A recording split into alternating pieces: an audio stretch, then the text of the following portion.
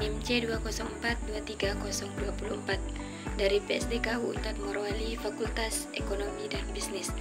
Tujuan membuat tugas ini adalah untuk memenuhi tugas manajemen pemasaran dari yang terhormat dosen pembimbing Bapak Muhammad Isra Iradat SEMM. Semoga video ini dapat bermanfaat. Terima kasih. Selamat menyaksikan. Baik, yang pertama kita masuk pada pengertian analisis lingkungan pemasaran.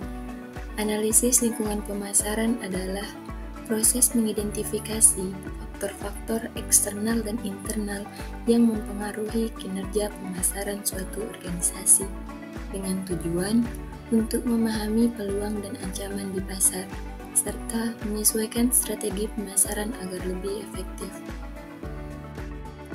Selanjutnya, komponen lingkungan pemasaran terbagi menjadi dua.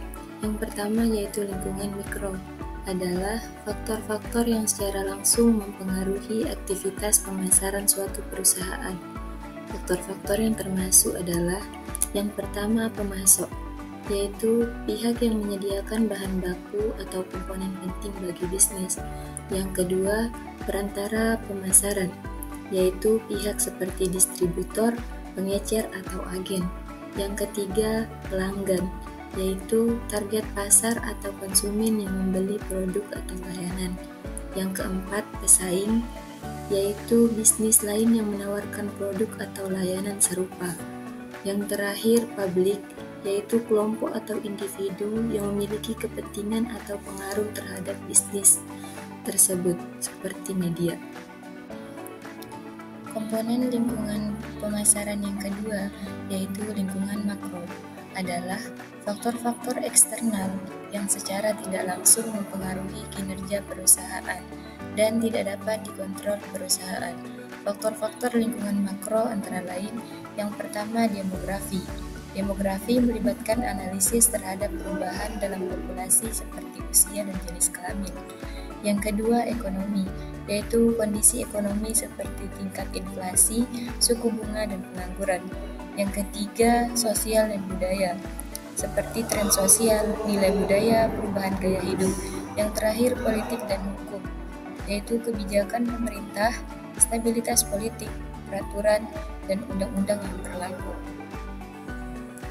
Selanjutnya, karakteristik lingkungan mikro. Yang pertama, kontrol yang lebih tinggi. Yang kedua, berpengaruh langsung pada operasi bisnis. Yang ketiga, perubahan dengan cepat. Yang keempat, pelanggan sebagai fokus utama. Dan yang kelima adalah pesaing yang ketat.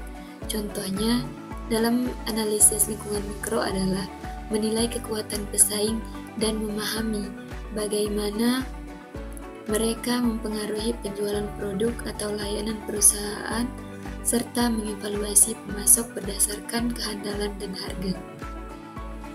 Oke, lanjut. Karakteristik lingkungan makro.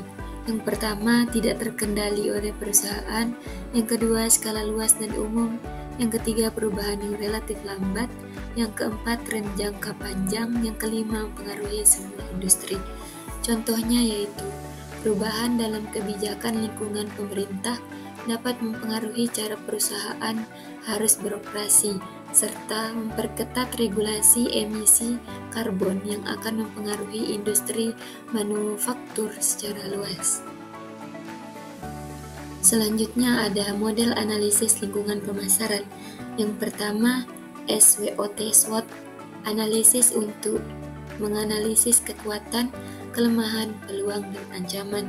Yang kedua, PES analysis, yaitu analisis faktor politik, ekonomi, sosial, dan teknologi yang mempengaruhi bisnis. Yang ketiga, Porter 5 Force, mengkaji persaingan di pasar termasuk ancaman dari pesaing dan pendatang baru. Selanjutnya, keuntungan analisis lingkungan pemasaran. Yang pertama, dapat memahami perilaku konsumen. Yang kedua, dapat meningkatkan pengembalian keputusan. Ketiga, identifikasi tren pasar. Yang keempat, optimalisasi strategi pemasaran. Dan yang terakhir, menghemat biaya. Yang terakhir, kesimpulan dari materi ini yaitu lingkungan pemasaran mikro dan makro sangat mempengaruhi strategi dan keberhasilan bisnis. Perusahaan perlu terus memantau dan menyesuaikan diri dengan perubahan di lingkungan mikro untuk tetap kompetitif, serta memitigasi resiko dan memanfaatkan peluang yang muncul dari lingkungan makro. Analisis yang menyeluruh akan membantu perusahaan dalam membuat keputusan yang lebih tepat dan efisien. Itulah pemaparan materi dari saya. Semoga bermanfaat dan dapat menambah wawasan. Terima kasih. Wassalamualaikum warahmatullahi wabarakatuh.